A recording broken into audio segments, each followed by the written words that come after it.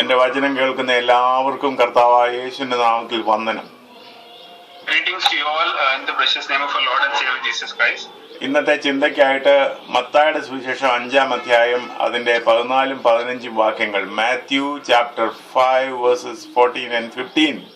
Today's meditation, let us turn our Bibles to Matthew chapter 5 and verse 14 and 15. ഒരാളത് വായിക്കാം, മലയാളത്തിൽ ഇംഗ്ലീഷിൽ. നിങ്ങൾ ലോകത്തിന്റെ വെളിച്ചമാകുന്നു. മലമേലിരിക്കുന്ന പട്ടണം മറഞ്ഞിരിപ്പാൻ പാടില്ല. വിളക്ക് കത്തിച്ച പറയിൻ കീഴിലല്ല തണ്ടിന്മേൽ എത്ര വെക്കുന്നത്, അപ്പോൾ അത് വീട്ടിലുള്ള എല്ലാവർക്കും പ്രകാശിക്കുന്നു. ഇംഗ്ലീഷ് വായിച്ചാൽ.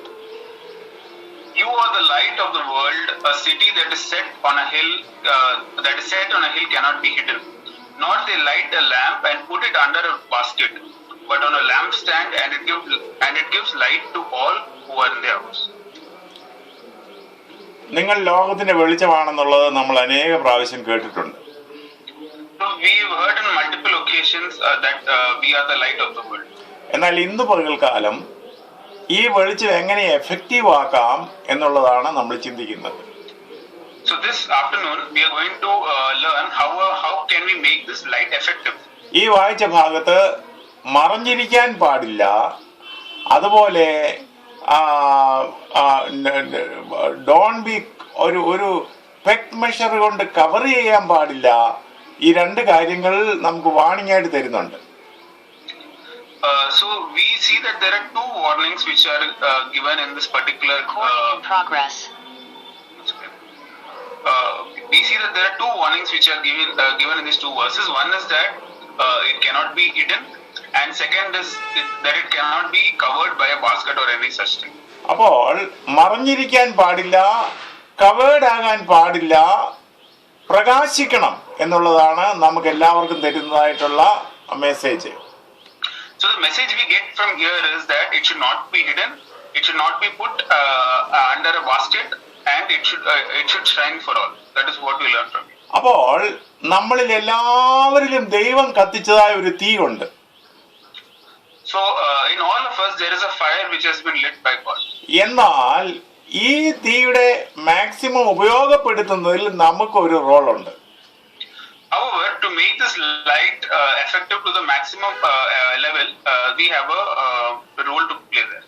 അപ്പോൾ വിളക്ക് കത്തിക്കുമെങ്കിലും വിളക്കിനെ കെടുത്തുന്നതായ അനേകം ഫാക്ടേഴ്സ് ഉണ്ട്. So there are many factors which can douse the light off. ഇങ്ങനെ അനേക ജീവിതങ്ങൾ ദൈവം കത്തിക്കുന്നതാണെങ്കിലും അവർ സൂക്ഷിക്കാത്തത് കൊണ്ട് അവരുടെ ജീവിതം ഇനെഫക്റ്റീവ് ആകാറുണ്ട്, അല്ലെങ്കിൽ കെട്ടുപോകാറുണ്ട്. Even though God light in many of our lives, there are possibilities and there are chances that light may be doused off. അതുകൊണ്ട് കർത്താവ് പറഞ്ഞു, മലമേലിരിക്കുന്നതായ പട്ടണം മറഞ്ഞിരിപ്പാൻ പാടില്ല. So that is why the Lord had said here that the city that is set on a hill cannot be hidden. അപ്പോൾ നമ്മൾ ഓരോരുത്തരും ആത്മീയമായി മലമേൽ പണിയപ്പെട്ട പട്ടണം പോലെ ആകണമെന്നാണ് കർത്താവ് പറയുന്നത്. So what our Lord and Savior Jesus Christ is trying to tell us here is that our spiritual life should be set on top of a hill so that it cannot be hidden. മലമേലിരിക്കുന്ന പട്ടണത്തെ ചുറ്റുപാട് എവിടെ നോക്കിയാലും കാണാം. You can definitely see a city that is on the hill from all directions. അതിനെ മറയ്ക്കാൻ കഴിയുകയില്ല മറ്റുള്ളവരുടെ ദൃഷ്ടിയിൽ നിന്ന്. So you cannot hide the city which is placed on top of a hill. എന്ന് പറയുന്നത് പോലെ നമ്മുടെ ആത്മീയതയെ, നാം ഒരു ദൈവത്തിന്റെ പൈതലാണെന്നുള്ള വസ്തുതയെ ലോകത്തിന് മുമ്പാകെ മറയ്ക്കുന്നതായ ഘടകങ്ങൾ ഉണ്ടാകാൻ പാടില്ല. In a similar manner, our spiritual life and that we are children of God, that should not be hidden from the world. അതുപോലെ തന്നെ വിളക്ക് കത്തിച്ച് ഒരു പറയുടെ കീഴിലല്ല, ഒരു പാത്രത്തിന്റെ കീഴിലല്ല, വേറൊരു ഭാഗത്ത് പറയുന്നു കിടക്കയുടെ കീഴിലുമല്ല, ഒരു ലാമ്പ് സ്റ്റാൻഡിന്റെ മുകളിലാണ് വയ്ക്കുന്നത്. So the verse 15 says that the light while we light the lamp, we should make sure that it is not put under a basket, but it should be put on a lampstand. Praise the Lord. എല്ലാവരും ശ്രദ്ധിക്കേണ്ടത്, നിങ്ങൾ കൊട്ടക്കീഴിലായി പോകരുത്, നിങ്ങൾ കട്ടിലിന്റെ കീഴിലായി പോകരുത്, നിങ്ങൾ പ്രകാശിക്കുന്നതായ ഒരു അന്തരീക്ഷത്തിൽ ദൈവം നിങ്ങളെ ആക്കുന്നത് പോലെ ആകണം. So what we should all be careful about is that we should not be under a basket or we should not be under a bed. We should be in a position where everyone can see us. അപ്പൊ എന്താണ് ഈ under basket എന്നുള്ളതാണ് പ്രധാനമായിട്ട് നമ്മൾ ചിന്തിക്കാൻ പോകുന്നത്. എങ്ങനെ നമുക്ക് ഈ ബാസ്ക്കറ്റ് മാറ്റാം? So what we're going to focus on today is what it means to be under a basket and how can we get out of it. ഒരു വിളക്ക് തണ്ടിന്മേൽ വയ്ക്കുന്നത് പോലെ നമ്മുടെ ജീവിതമാകണം. Our life should be similar to a lamp which is placed on the lampstand. തണ്ടിന്മേൽ വയ്ക്കുക എന്ന് പറഞ്ഞാൽ മലയാളത്തിൽ അതിന് പല അർത്ഥങ്ങളുണ്ട്. അഹങ്കരിക്കുക എന്നും ഒക്കെ അർത്ഥമുണ്ട്. So placing it on the lampstand has many meanings in Malayalam. One is to take excess pride in it. അപ്പോൾ ഈ തണ്ടിന്മേലാകുക എന്ന് പറഞ്ഞാൽ അവരവരെ തന്നെ തണ്ടിന്മേൽ ഉയർത്തുക എന്നുള്ളതാണ് ഉദ്ദേശിക്കുന്നത്. So when it says to place on a lampstand, does it mean we ourselves should place ourselves on the lampstand? ഈ പറയുന്നത് പ്രത്യേകം ശ്രദ്ധിക്കണം. ഇവിടെ കർത്താവ് പറയുന്നത് സെൽഫ് പ്രൊമോഷൻ അല്ല, നമ്മളെ തന്നെ ഉയർത്തുവാനല്ല. So we need to pay close attention to what is being said now. What our Lord and Savior Jesus Christ says here is not for us to self promote to a lampstand position. അവിടെ ഈ വിളക്കിനെ എല്ലാവരും കാണേണ്ടതിനെന്നല്ല, എല്ലാവർക്കും പ്രകാശം ലഭിക്കേണ്ടതിന് എന്നാണ് പറഞ്ഞിരിക്കുന്നത്. So it doesn't say the motto of placing on the lampstand. It is not so that people look at you on a lampstand, but it is so that everyone in the house get light. അപ്പോ നാം നമ്മെ തന്നെ ഉയർത്തുമ്പോൾ നമ്മളെ എല്ലാരും കാണുക എന്നുള്ളതാണ് നമ്മുടെ ലക്ഷ്യം.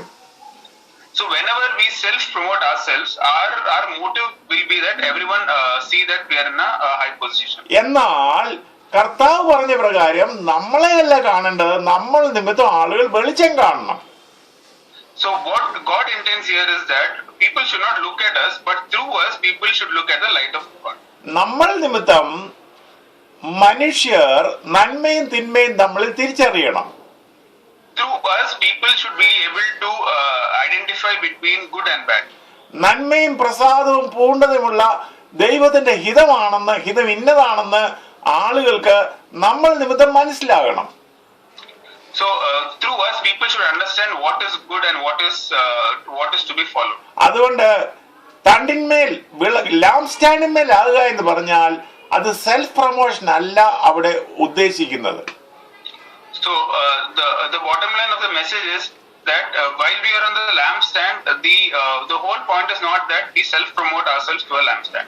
അതിനു പകരം നമ്മൾ നിമിത്തം മറ്റുള്ളവർ ദൈവത്തിന്റെ വെളിച്ചം കാണുക എന്നുള്ളതാണ്. Instead, the motive is that others see light through us. Praise the Lord. Praise the Lord. അപ്പോൾ എന്നാൽ നമുക്ക് തന്ന ഗിഫ്റ്റ് അതിന്റെ പ്രൊമോഷനിൽ നമ്മൾ തന്നെ ഇടപെടേണ്ട ചില കാര്യങ്ങളുണ്ട്. വേറെ ആരും ശ്രദ്ധിക്കുകയില്ല അതിനകത്ത്. But there are certain things that we need to look at and we need to care about. 1 Timothy chapter 4 verse 15. 1 തിമോഥെയോസ് 4-ാം അധ്യായം 15-ാം വാക്യം. അവിടെ നമ്മുടെ ഉത്തരവാദിത്തത്തിൽ പറയുന്നുണ്ട്. 1 Timothy chapter 4 verse 15, it says, meditate on these things, give yourself entirely to them, that your progress may be evident to all. നിന്റെ അഭിവൃദ്ധി എല്ലാവരും അറിയേണ്ടതിന് നീ അതിൽ തന്നെ ഇരുന്നു കൊള്ളുക, നീ അതിൽ അധ്വാനിക്കുക എന്ന് തീമോഥെയോസിനോട് പൗലോസ് പറയുന്നു. So what Timothy tells Paul is that so that your progress may be evident to all, to meditate on these things and give yourself entirely to them. Praise the Lord. അപ്പോൾ നിന്റെ അഭിവൃദ്ധി എല്ലാവരും അറിയേണ്ടത് നിന്നെ പ്രൊമോട്ട് ചെയ്യാനല്ല, എങ്കിൽ മാത്രമേ എല്ലാവരും അഭിവൃദ്ധി പ്രാപിക്കുകയുള്ളൂ. So the motto of our progress being evident to all is not to promote ourselves. It is just so that others also may able to progress. Praise the Lord. അങ്ങനെ മറ്റുള്ളവരുടെ നന്മയ്ക്കായിട്ടുള്ള ഒരു പ്രൊമോഷനെ പറ്റിയാണ് ഇവിടെ പറയുന്നത്. So what here it talks about, it is a kind of promotion which is a blessing to others. Praise the Lord. അപ്പോൾ നമ്മൾ ഓരോരുത്തരും ശ്രദ്ധിച്ചില്ല എങ്കിൽ നമുക്ക് കിട്ടിയതായിട്ടുള്ള ഗിഫ്റ്റിന്റെ പ്രൊമോഷനെ പറ്റി നാം ശ്രദ്ധിച്ചില്ല എങ്കിൽ വേറെ ആരും ശ്രദ്ധിക്കാൻ ഒക്കുകയില്ല. So if we are not careful about the gift of progress which we have got, then no one else will be able to help us. ഞാൻ പലപ്പോഴും പറയുന്നത് പോലെ ഒരു കോഴിയുടെ മുട്ടയമേൽ കോഴി അടയിരുന്നില്ല എങ്കിൽ ഈ ഭൂമി വേറെ ഒന്നും അതിന് മേൽ അടയിരിക്കാൻ ഒക്കുകയില്ല. Like I often quote, just like a hen can sit on a egg, but nothing else can replace that particular hen. എന്ന് പറഞ്ഞാൽ ദൈവം നിങ്ങളെ ഏൽപ്പിച്ചതായ ചില കാര്യങ്ങളുടെ പ്രൊമോഷൻ, അതിന്റെ വളർച്ച നിങ്ങൾ നോക്കുന്നില്ലെങ്കിൽ ഈ ലോകത്തിലെ വേറെ ആർക്കും നോക്കാൻ കഴിയില്ല. So what it means is that if there are certain things which God had assigned us and we are not able to measure and we are not able to check the progress of that, then no one else will be able to do it. Praise the Lord. Praise the Lord.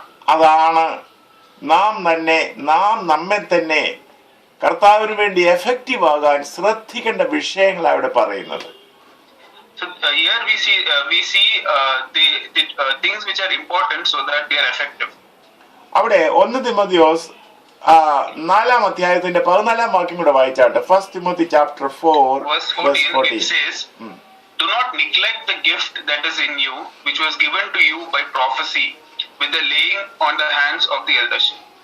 അവിടെ തീമോഥെയോസിന് ലഭിച്ചതായിട്ടുള്ള കൃപകളെ neglect ചെയ്യരുത്, അതിനെ മറന്നു കളയരുത് എന്നവിടെ പറയുകയാണ്.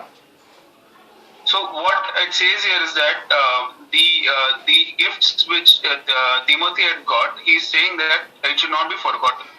ഈ വചനം കേൾക്കുന്ന കുഞ്ഞുങ്ങളും യുവജനങ്ങളും പ്രത്യേകം ശ്രദ്ധിക്കണം. ദൈവം നിങ്ങൾക്ക് തന്ന ഗിഫ്റ്റിനെ നിങ്ങൾ മറന്നു കളയരുത്.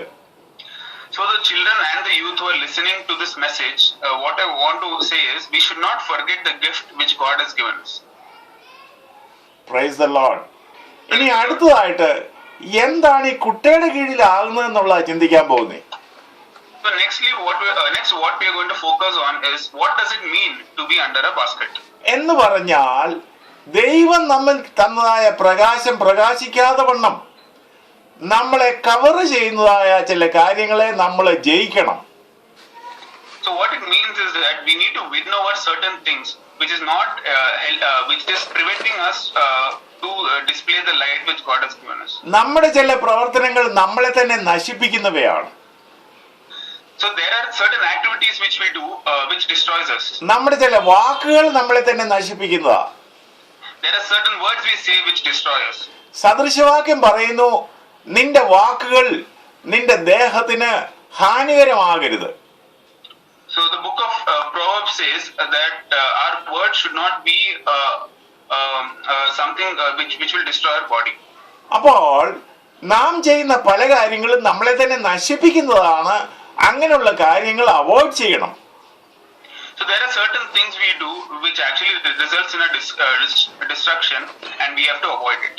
അപ്പോൾ നാം നമ്മുടെ പ്രവൃത്തികളെ, നമ്മുടെ വാക്കുകളെ സെൽഫ് ഡിഫീറ്റിംഗ് ആണോ, അതായത് നാം ചെയ്യാൻ ആഗ്രഹിക്കുന്ന കാര്യങ്ങളെ തന്നെ നശിപ്പിക്കുന്നതാണോ എന്ന് ശ്രദ്ധിക്കണം.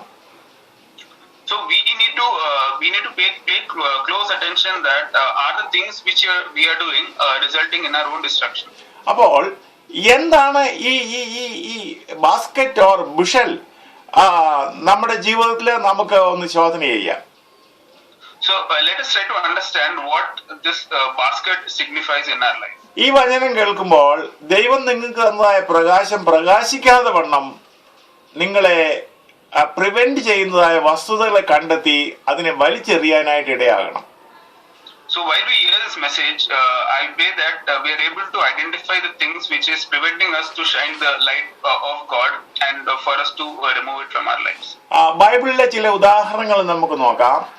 ദൈവം മോശയോട് പറഞ്ഞു, ഞാൻ നിന്നെ മിസ്രൈമിലേക്ക് അയക്കുകയാണ്, ഈജിപ്തിലേക്ക് അയക്കുകയാണ്. So I'm going to quote some examples from the Bible. So God told Moses that I am going to send you to Egypt. എന്നാൽ മോശ എന്താണ് ദൈവത്തോട് പറയുന്നത്? പുറപ്പാട് പുസ്തകം 4-ാം അധ്യായം 10-ാം വാക്യം നോക്കാം. അവിടെ മോശയുടെ കമന്റ് ഈ കാര്യത്തിൽ നമുക്ക് കാണാം. So we see how Moses responded to it in Exodus chapter 4 verse 10. മോശ യഹോവയോട്, കർത്താവേ, മുമ്പേ തന്നെ നീ അടിയനോട് സംസാരിച്ച ശേഷവും ഞാൻ വാക്സാമർത്ഥ്യമുള്ളവനല്ല, ഞാൻ വിജ്ഞനും തടിച്ച നാവുള്ളവനുമാകുന്നു എന്ന് പറഞ്ഞു. ഇപ്പോൾ ഒരു വലിയ അസൈൻമെന്റ് ദൈവം മോശയ്ക്ക് കൊടുത്തിരിക്കുകയാണ്. So here we see that God has given a big assignment to Moses. പ്രകാശിക്കാനുള്ള അവസരത്തിൽ ദൈവം അവനെ കത്തിച്ചിരിക്കുക. So for an opportunity of being bright, God has lit that fire in him. എന്നാൽ ഇതാ അവന്റെ മേൽ ഒരു കൊട്ട വീണിരിക്കുക. But here we see that a basket has fallen over his head. മോശ പറയുകയാണ്, കർത്താവേ, നീ എന്നോട് സംസാരിക്കുന്നതിന് മുമ്പും സംസാരിച്ച ശേഷവും ഞാൻ വിക്കനാണ്, തടിച്ച നാവുള്ളവനാണ്. What Moses said to the Lord is that he was not eloquent before and after he spoke to him. വാസ്തവത്തിൽ കർത്താവ് സംസാരിച്ചുകൊണ്ടിരിക്കുന്ന സമയത്ത് തന്നെ അവൻ പറയുന്നത് സംസാരിക്കുന്നതിന് മുമ്പും സംസാരിച്ച ശേഷവും. So while the Lord is talking is when Moses tells us that I am not eloquent and this is before you are speaking to me and after you are speaking. അവിടെ മോശ കർത്താവിനെ നോക്കുന്നത് മാത്രമല്ല, തന്നെ തന്നെ നോക്കുകയായിരുന്നു. ദൈവം സംസാരിച്ചല്ലോ, തനിക്ക് വല്ല വ്യത്യാസം ഉണ്ടായോ എന്ന്. So here Moses doesn't look at Lord alone; he looks at himself also to see if there is any difference in him after the Lord has spoken to him. ചില മിനിറ്റുകളെ ആയുള്ളൂ ദൈവം സംസാരിക്കാൻ തുടങ്ങിയിട്ടും എന്റെ തടിച്ച നാവൊന്നും മാറിയിട്ടില്ലല്ലോ, അതുകൊണ്ട് എന്നെ കൊണ്ട് ഒരു പ്രയോജനവും ഇല്ല. So he says that even though Lord is talking to me since some minutes, but still I am slow of tongue and I still am not able to talk properly. എല്ലാവരും ശ്രദ്ധിക്കുക, കുഞ്ഞുങ്ങൾ പ്രത്യേകം ശ്രദ്ധിക്കുക. നിങ്ങൾക്ക് എല്ലാവർക്കും എന്തെങ്കിലും ബലഹീനത ഉണ്ട്. All children especially pay attention. All of us have some weakness in our lives. നിങ്ങളുടെ ബലഹീനതകൾ കർത്താവ് പോക്കും. All our weaknesses will be thrown away by God. എന്നാൽ ബലഹീനതകൾ ഇരിക്കെ തന്നെ നിങ്ങളെ ഉപയോഗിക്കുവാൻ ദൈവത്തിന് കഴിയും. However, God can still use you while you are having your weaknesses. Praise the Lord. Praise the Lord. അപ്പോ നമ്മളെ കൊണ്ട് ഒക്കുകയില്ല എന്ന് കഴിയുന്ന ബലഹീനത നമ്മുടെ മേലുള്ള ഒരു കൊട്ടയാണ്, അതിനെ നമ്മൾ വലിച്ചെറിയണം. So that we cannot do a particular thing is a weakness which we need to take away from top of our heads. പിന്നീട് മോശ ചിന്തിക്കുകയാണ്, അവനേക്കാളും മെച്ചമായ ആരെങ്കിലും കാണും. And then second, what Moses thinks is that there might be someone who is better than him. ഇനിയും exodus 4-ാം അധ്യായത്തിന്റെ 13-ാം വാക്യം വായിച്ചാട്ട്. Chapter 4 verse 13. It says, but he said, "Oh my Lord, please send by the hand of whomever else you may send." മോശ ചിന്തിക്കുകയാണ്, തന്നെക്കാളും കഴിവുള്ള ആരെയെങ്കിലും ദൈവം വിട്ടിരുന്നേ നന്നായിരുന്നു. So Moses is thinking to himself that it would be better if God is sending someone else instead of him. ഇനിയും പറയുന്ന കാര്യം ശ്രദ്ധിക്കണം. Now pay close attention to what I'm saying next. നിങ്ങൾ ജീവിതത്തിൽ ദൈവം നിങ്ങളെ ഏൽപ്പിച്ച പ്രവൃത്തി ചെയ്യാൻ പോകുമ്പോൾ നിങ്ങളെക്കാളും ബെറ്റർ ആളുകളെ നിങ്ങൾ കണ്ടെന്ന് വരാം. So while we are on the road for doing the works which God has ordained us, there might come occasions where we see that there are people who are better than us. നിങ്ങളെക്കാൾ സൗന്ദര്യമുള്ള ആളുകൾ ലോകത്തിലുണ്ടാകാം. There are people who might be more beautiful than us. നിങ്ങളെക്കാളും വാക്ചാതുര്യമുള്ളവരുണ്ടാകാം. There might be people who are more eloquent than you. നിങ്ങൾ പഠിക്കുന്ന ക്ലാസ്സിൽ always first ആകുന്ന മറ്റു കുട്ടികൾ ഉണ്ടായേക്കാം. There might be students in your class who are always scoring more than you. എന്നാൽ അവര് ജീവിച്ചാൽ മതി, നിനക്ക് ജീവിക്കണ്ടെന്നൊരു ചിന്ത ഒരിക്കലും പിശാച് നിന്റെ ഹൃദയത്തിൽ തരരുത്. But that you should not allow the devil to give a thought in your mind that only they should live on and I should not. ഇങ്ങനെ ഒരു ഒരു ഒരു ഒരു ഒരു ഹിന്ദി കവിത ഞാൻ വായിച്ചിട്ടുണ്ട്. അതിന്റെ മീനിങ് ഇതാണ്. There is a Hindi poem which I had read. The meaning of it is so. സൂര്യൻ നന്നായിട്ട് പ്രകാശിക്കുന്നുണ്ട്, എങ്കിലും മിന്നാമിനുങ്ങ അതുകൊണ്ട് പ്രകാശിക്കേണ്ടെന്ന് വിചാരിക്കുന്നില്ല. So the sun shines very brightly. It doesn't mean that what is the insect called? Firefly. Doesn't mean that the firefly shouldn't shine bright. See, the firefly is not ashamed to look at the sun. അതായത് മിന്നാമിനുങ്ങ് സൂര്യനെ നോക്കി, അയ്യോ ഞാനൊരു കൊച്ചു പ്രകാശമാണല്ലോ, ഈ വലിയ സൂര്യനങ്ങ് പ്രകാശിച്ചോട്ടെ, ഞാൻ എന്തിനാ പ്രകാശിക്കുന്നതെന്ന് പറഞ്ഞ് അതിന്റെ പ്രകാശം അടക്കി വെക്കുന്നില്ല. What we can learn from the life of a firefly is that the firefly doesn't say that my light is very inferior in front of the sun's light. Praise the Lord. എല്ലാവരും ശ്രദ്ധിച്ചാട്ട്, നിങ്ങൾ എത്ര നിസ്സാരന്മാരാണെങ്കിലും ദൈവത്തിന് നിങ്ങൾ valuable ആണ്, നിങ്ങൾ relevant ആണ്, നിങ്ങളുടെ ശുശ്രൂഷ റെലവെന്റ് ആണ്. So everyone pay close attention. However small and inferior we may be, our contributions are very valuable to God. Praise the Lord. അതുകൊണ്ട് Praise the Lord. വലിയവരെല്ലാം പ്രസംഗിച്ചോട്ടെ, വലിയവരെല്ലാം സാക്ഷ്യം പറഞ്ഞോട്ടെ, വലിയവരെല്ലാം പാടിക്കോട്ടെ, വലിയവരെല്ലാം അത് ചെയ്തോട്ടെ എന്ന് പറഞ്ഞ് നമ്മളാരും കൈകെട്ടിയിരിക്കരുത്. നിങ്ങളെ ദൈവം വിളിച്ചത് നിങ്ങളുടെ ശുശ്രൂഷയ്ക്ക് വേണ്ടിയാണ്. So what it means is that we should not fold our hands thinking that the superior is an elder, let them tell the message, let them tell the testimonies. We should not keep ourselves shut because of that. ഇത് ലോകത്തിൽ നിങ്ങളുടെ ശുശ്രൂഷ തികയ്ക്കുന്നതിന് നിങ്ങളെക്കാളും വലിയ ആളുകളെ കാണുന്നത് ഒരു തടസ്സമായിരിക്കരുതെന്നുള്ള പറഞ്ഞു വരുന്നത്. So to complete our ministry in this earth, the people who are superior to us should not be a hindrance. Praise the Lord. Praise the Lord. മൂന്നാമത്തെ ഒരു കൊട്ട എന്ന് പറയുന്നത്, യിരെമ്യാവിനോട് കർത്താവ് പറഞ്ഞു, നീ ഒരു ബാലനാണെന്ന് നീ പറയരുത്. Jeremiah chapter 1:7 വായിച്ചാട്ടെ. So the third basket we will discuss basis the life of Jeremiah.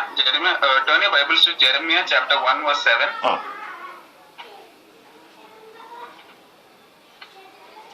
ഒരാൾ വായിക്കാം. But the Lord said to me, do not say, I am a youth, for you shall go to all to whom I send you, and whatever I command you, you shall speak. നമ്മൾ എല്ലാവരും പരിധികളുള്ളവരാണ്. All of us have some or the other limitations. എന്നാൽ ഇവിടെ ദൈവം ഒരാളിനോട് ഒരു കാര്യം പറഞ്ഞാൽ അത് ചെയ്യാനുള്ള കഴിവും ദൈവം തരും. So if God tells a task to someone, God also gives that person the capability to do that. യിരെമ്യാവിനെ പറ്റി പറയുന്നത് അമ്മയുടെ ഉദരത്തിൽ വെച്ച് തന്നെ ദൈവം അവനെ കണ്ടു. So about Jeremiah, what it said is that God saw him in his mother's womb. നമ്മളെയൊക്കെ ദൈവം കാണുന്നത് നമ്മൾ വളർന്ന 6 അടി പൊക്കമായി കഴിഞ്ഞിട്ടല്ല, അമ്മയുടെ ഒരു ഉദരത്തിൽ വെച്ച് തന്നെ ദൈവം നമ്മളെ കണ്ടതാണ്. So God doesn't see us when we have grown tall 6 feet or higher. God sees us while we are in our mother's womb. ദൈവം നമ്മളോട് ഒരു കാര്യം പറഞ്ഞാൽ നാം ഒരു കുഞ്ഞാണെങ്കിലും അത് ചെയ്യാനുള്ള കഴിവും ദൈവം തരും. If God tells us to do something, even if we are a kid, God will give us the capability to do it. അപ്പോൾ ദൈവം യിരെമ്യാവിനോട് പറഞ്ഞു, നീ ഒരു ബാലനാണെന്ന് നീ പറയരുത്, ഞാൻ നിന്നെ അയക്കുന്നിടത്തൊക്കെ നീ പോകണം, പറയാനായി നിന്നോട് ഞാൻ പറയുന്നതെല്ലാം നീ പറയണം. So then we see that God speaks to Jeremiah and he says that do not tell that you are a youth, but you should go wherever I tell you to go. ഈ വചനം കേൾക്കുന്ന നമ്മൾ എല്ലാവരും ഹൃദയത്തിൽ തീരുമാനിക്കുമോ, അതേ കർത്താവേ എന്റെ പരിധികൾ ഇരിക്കെ തന്നെ അവിടെ നിന്നോട് പറയുന്നത് ചെയ്യാനായിട്ട് ഞാൻ മുന്നോട്ട് പോകും. Can all of us tell this in our hearts? Oh Lord, even though I have my own limitations, wherever you guide me, I will go. Praise the Lord. അപ്പോൾ Praise the Lord. നമ്മുടെ പരിധികളെ പറ്റിയുള്ള ചിന്ത അതൊരു കൊട്ടയാണ്, നമ്മുടെ മേലുള്ളതായ ഒരു ബാസ്ക്കറ്റാണ്. So us thinking about our limitations is a basket which is over us. അത് വലിച്ചെറിയുവാൻ പരിശുദ്ധാത്മാവിൽ നമുക്കിടയാകട്ടെ. So may the Holy Spirit guide us to throw it up. പിന്നെ മറ്റൊരു കൊട്ട എന്ന് പറയുന്നത് നമ്മൾ പൂവർ ആണെന്നുള്ള ഒരു ചിന്തയാണ്. So another basket in our life is us thinking that we are poor. ഇന്നതും നല്ല കാര്യങ്ങൾ ചെയ്യുവാൻ എൻ്റെ കയ്യിൽ പണമില്ലല്ലോ. We think that to do so and so activity or to do so and so ministry, I do not have the funds. കർത്താവ് ഒരിക്കൽ 70 പേരെ പറഞ്ഞയച്ചു. ശിഷ്യന്മാരെ പറഞ്ഞയക്കുമ്പോൾ അവരോട് എന്താ പറയുന്നത് പണത്തെ പറ്റി? ലൂക്ക് ചാപ്റ്റർ 10:4, ലൂക്കോസിന്റെ സുവിശേഷം 10-ാം അധ്യായം 4-ാം വാക്യം. So when Jesus sent 70 people, what did he tell them? Let us turn to Luke chapter 10:4.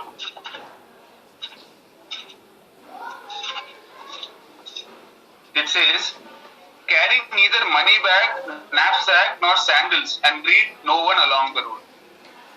അപ്പോൾ നിങ്ങളൊരു പണം ഇടുന്ന സഞ്ചി കൊണ്ടുപോകണ്ട, പണം കൊണ്ടുപോകണ്ട, നിങ്ങൾ എക്സ്ട്രാ സാൻഡൽസ് എടുക്കണ്ട, നിങ്ങൾ വഴിയിൽ കാണുന്ന ആരെയും വന്ദനം ചെയ്യണ്ട. So what he says here is that you should not carry any money bag or you should not carry any sandals as well. ഇവിടെ ഈ മണി ബാഗിനെ പറ്റിയാണ് ഇപ്പോൾ ഞാൻ പറയുന്നത്. വേറൊരു സമയത്ത് കർത്താവ് പറഞ്ഞു ഇനിയും പണമുള്ളവർ എടുത്തോളാൻ പറഞ്ഞു. Can you repeat? വേറെ ഒരു സമയത്ത്, അവസാന സമയത്ത് കർത്താവ് പറഞ്ഞു പണമുള്ളവൻ എടുത്തുകൊള്ളാൻ പറഞ്ഞു. So in a later context we see that the Lord has said that whoever has money can take it. അതിന്റെ അർത്ഥം പണം ദൈവം തരുന്നതാണ്, പക്ഷേ പണം കൊണ്ട് മാത്രമല്ല നമ്മൾ ജീവിക്കുന്നതെന്ന് നമ്മളെ പഠിപ്പിക്കാൻ കർത്താവ് ആഗ്രഹിക്കുകയാണ്. So what the Lord tries to teach us here is that though money might be important, we should not base our life on money. ഈ വചനം കേൾക്കുന്ന മിക്കവാറും പേര് നല്ല ശമ്പളമുള്ളവരും അല്ലെങ്കിൽ നിങ്ങൾക്ക് വേണ്ടുന്ന എല്ലാം ഉള്ളവരാണ്. So most of us who are hearing this message have all the means to carry ourselves. എന്നാൽ പ്രയാസങ്ങൾ കൂടി കടന്നു പോകുന്നവർ ഈ വചനം കേൾക്കുന്നുണ്ടായിരിക്കാം. But there might be people who are going through some troubles.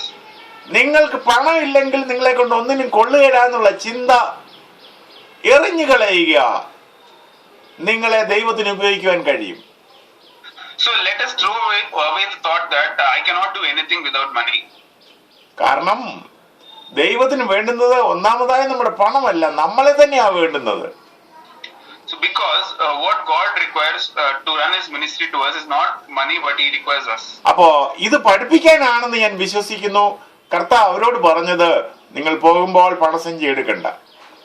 So to teach this particular lesson is why the Lord had told them that do not carry the money bag. അതുകൊണ്ട് ദൈവം നമുക്ക് പണം തന്നാൽ അനുഭവിക്കുക. ദൈവം നമുക്ക് പണം തന്നില്ലെങ്കിൽ അവിടെയും വിജയപ്രദമായി ജീവിക്കാൻ കഴിയുമെന്ന് വിശ്വസിക്കുക.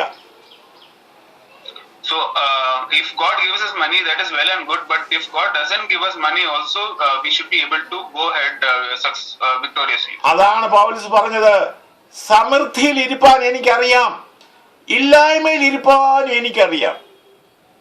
That is why Paul says that I know how to live when I have plenty, and also I know how to live when I have nothing. എന്നെ ശക്തനാക്കുന്നതിന് മുഖാന്തരം ഞാൻ സകലത്തിനും മതിയാവുന്നു. So because there is someone who strengthens me, I have everything which is required. Praise the Lord.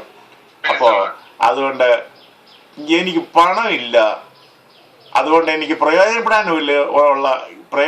ഒക്കുകയില്ല എന്നുള്ള ചിന്ത നമ്മുടെ ഹൃദയത്തെ ഭരിക്കുന്നെങ്കിൽ, അല്ല നമ്മുടെ പണം അനുസരിച്ചാണ് നമ്മുടെ പ്രവർത്തനം എന്ന് കരുതുന്നെങ്കിൽ ആ ഒരു കൊട്ടയെ ഇന്ന് പകൽക്കാലം എറിഞ്ഞു കളയുക. So let us throw away the basket from the top of our heads that without money I will not be able to proceed in our ministry. പിന്നെ നമ്മുടെ പ്രകാശത്തെ ഇല്ലാതാക്കുന്ന മറ്റൊരു കൊട്ട ആരും എന്റെ വാക്ക് കേൾക്കില്ല എന്നുള്ളതാ. So another basket which prevents us from shining our light is that we think that no one will listen to us. ഞാൻ പറഞ്ഞ ഒരു എഫക്റ്റ് ഇല്ല. Whenever I talk, whenever I speak, there is no effect. എന്നാൽ ദൈവം എന്താണ് എസെക്കിയേലിനോട് പറയുന്നത് നമുക്ക് നോക്കാം. എസെക്കിയേൽ പ്രവചനം 2-ാം അധ്യായം അതിന്റെ 7-ാം വാക്യം. So let us see what God talks to Ezekiel. Ezekiel chapter 2 verse 7.